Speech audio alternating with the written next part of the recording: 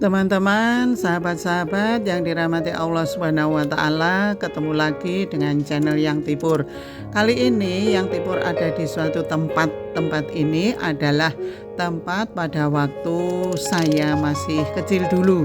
Nah, kali ini saya berada di tempat ini menikmati keindahan alam ciptaan Allah Subhanahu wa taala yang sepanjang mata memandang terhampar sawah yang sedang hampir panen ya. Barangkali ini 10 hari lagi atau 1 pekan lagi panen.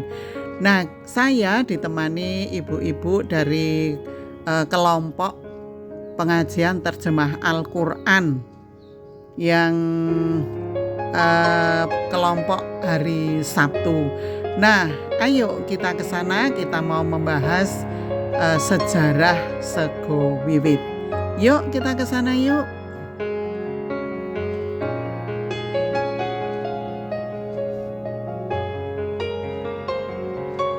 Nah, ini bagus sekali kan pemandangannya, sepanjang mata memandang indah sekali. Teman-teman, ini adalah menu nasi wiwit. Menunya ini nasi dengan pelas, telur. Sangat sederhana. Hanya saja di zaman dulu nasinya ya sedikit, pelasnya juga sedikit, telurnya juga sedikit. 1 telur bisa dibagi 8 atau lebih kecil lagi.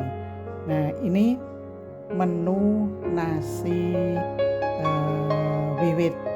Kita lihat ini pelasnya. Nah, ini pelasnya.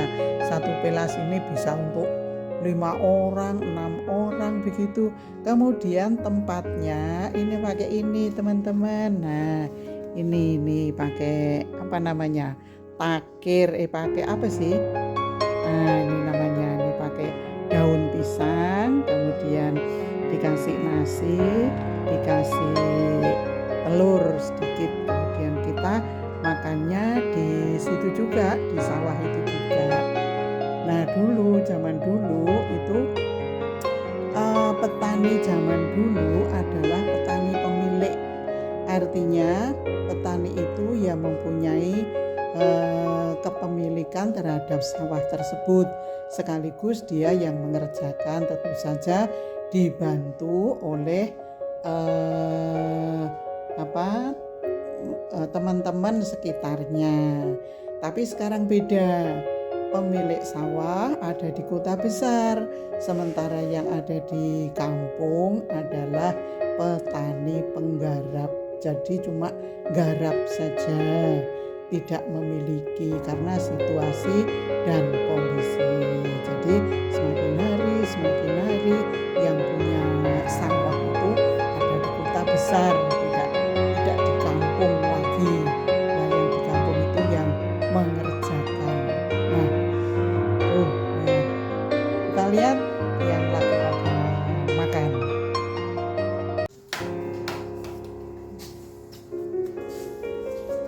Nah, ini lagi pada ambil nasi wiwit,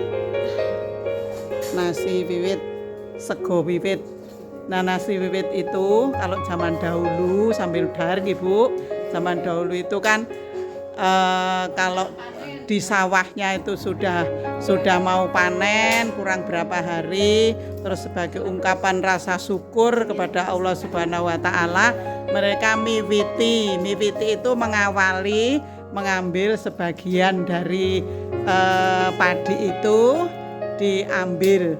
Kemudian rasa syukurnya itu diungkapkan dengan bentuk nasi, pelas, kemudian telur. Nah, kalau sekarang kan tuh makanya telurnya 1, pelasnya 1. Kalau zaman dulu enggak gitu.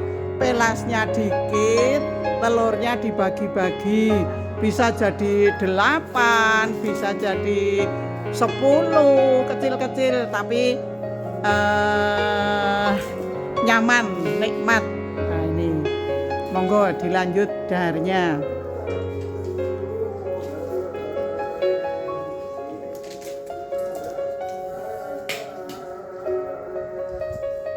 Monggo Pak Yasin, dahar dulu. Lah kok setitik banget ambilnya? Diet ya Pak? Lah ya kok dicopot ya, ora dicopot toh ya? Oh iya ya. Tak kira iki nyopot wadah sego.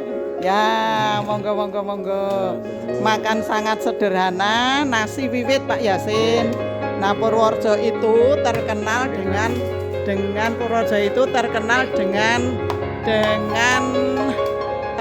hasil panennya. Konon katanya kalau Purworejo itu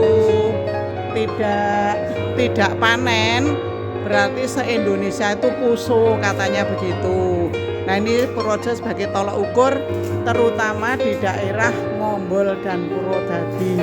Nah dulu konon ceritanya di Ngombol dan Purwodadi itu jadi tolak ukur hasil panen itu dulu konon ceritanya itu waktu itu di Purworejo itu ada yang namanya Nyai Gelen yang sekarang terkenal dengan Nyai Bagelen yang menikah dengan Pangeran Awu-Awu dari Ngombol. Dari hari ke hari, dari bulan ke bulan, dari tahun ke tahun itu dia mempunyai beberapa anak. Nah, suatu saat anaknya itu dicari tidak ketemu. Ternyata salah satu anaknya itu mati di dalam gerobak tempat padi disimpan. Kalau zaman dulu nyimpannya itu di gerobak, ngerti gerobak ya Bu ya? Nah itu kalau malam gerobaknya itu untuk tempat tidur, bawahnya untuk tempat hasil panennya. Lah itu gerobak namanya. Lah suatu saat anaknya meninggal dan sampai sore dicari itu nggak ketemu. Ternyata ketemunya itu sudah paginya itu di dalam gerobak. Lah Nyai Bagelen karena seorang perempuan yang mempunyai kekuatan lebih, mempunyai kemampuan lebih, kemudian marah terus gerobaknya itu ditendang Bu. Ditendang larinya sampai Ngombol neng desa.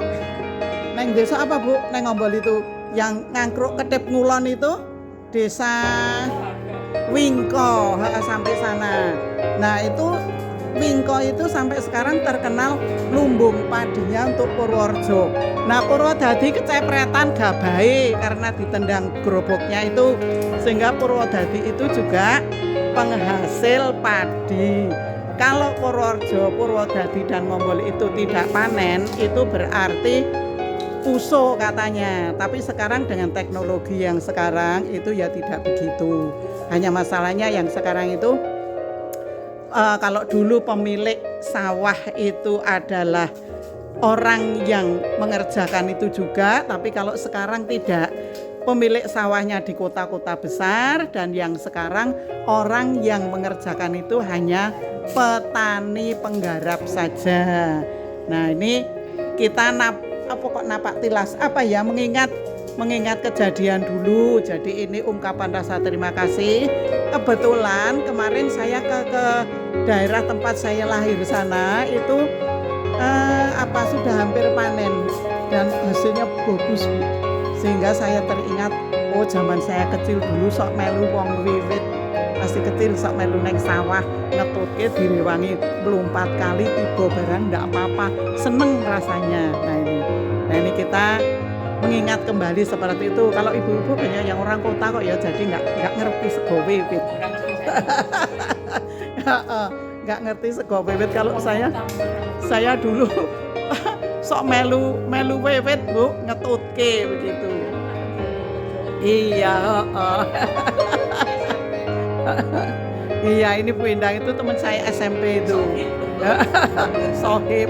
Nanti aku ngomong rapi nak karo Bu Indang itu jangan dirasakin jenengan karena sudah biasa. Bu Indang kalau ngomong sama saya nggak enak ya ora tak rasake wis biasa. Seperti itu. Iya. Nah ini silahkan dilanjut ya Bu, dan saya kira saya akhiri sampai di sini dulu. Sebetulnya kalau kita mau cerita tentang Nyai Bagelen tuh banyak Bu, banyak. Sambil makan mau cerita sambil makan ya. Nah dulu Nyai Bagelen itu karena punya kekuatan lebih Bu, dia itu yo nanam bukan nanam, Nyai Bagelen itu punya, maaf nih nggak saru, punya tempat ASI yang sangat panjang Bu, panjang dan gede, sehingga anaknya itu daripada sok ganggu ibunya kalau lagi napeni gabah dan sebagainya, disampir ke mburi Bu, sampir ke mburi, jadi nanti kalau anaknya datang itu tinggal ngenyot aja dari belakang. Tapi suatu saat itu Nyai Bagelen marah, sangat-sangat marah, karena ini yang ngenyot itu bukan anaknya tapi sapi. Nah iya, sapi yang ngenyot kok rasanya beda nek ngenyot anaknya karo sapi begitu. Nah itu terus Nyai Bagelen marah, terus sapinya itu disabet ya dengan menggunakan ranting yang daunnya itu menjari, sehingga di sana itu nggak boleh menanam sesuatu tanaman yang daunnya menjari, misalnya sukun bangsanya itu. Nah itu kan menjari, jadi nggak boleh. Kemudian ngingu sapi juga nggak boleh, konon katanya ngingu sapi nggak boleh, sehingga di sana itu dulu nggak ada orang ngingu sapi, tapi sekarang sudah beda, sekarang sudah tidak seperti dulu lagi. Nah ini cerita itu benar atau tidak ya saya hanya cerita turun temurun ya, seperti itu. Kalau benar ya alhamdulillah, kalau tidak benar ya anggap saja ini cerita yang hanya turun temurun, jadi nggak mesti benar juga. Saya kira itu aja dulu ya Bu ya. Silakan ambil lagi makannya. Tanduk saya masaknya banyak, nanti bisa dibawa pulang. Ngaten nggih. Assalamualaikum warahmatullahi wabarakatuh.